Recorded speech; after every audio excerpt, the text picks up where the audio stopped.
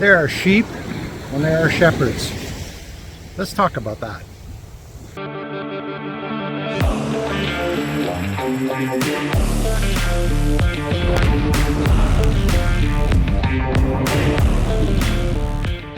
Hey guys, Randy here with The Living Adventure. Hey, thanks a lot for joining me. Hey, let's talk about the sheep and the shepherds.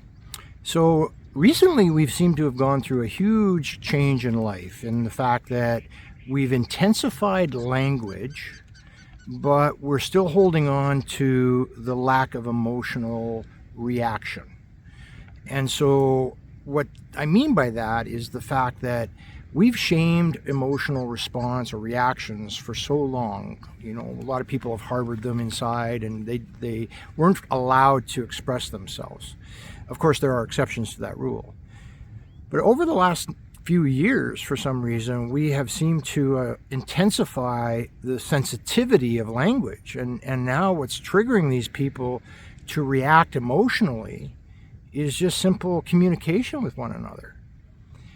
And so we have to really investigate why that's happening. And is it happening because of the actual language itself, the words that are being using, what people are saying?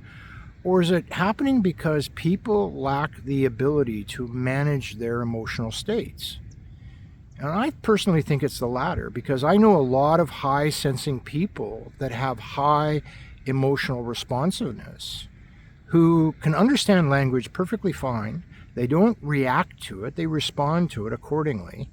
And yet I also know a lot of lower sensing people who have a very low tolerance to emotional being, and they overreact to simple words and language and what's being said.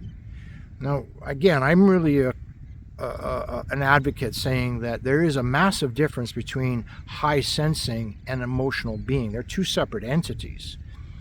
And so I think our challenge in life, in society, is not so much the language we're using, the sensitivity of that language. It's the lack of ability for people to manage their own internal emotional being, high sensing or not.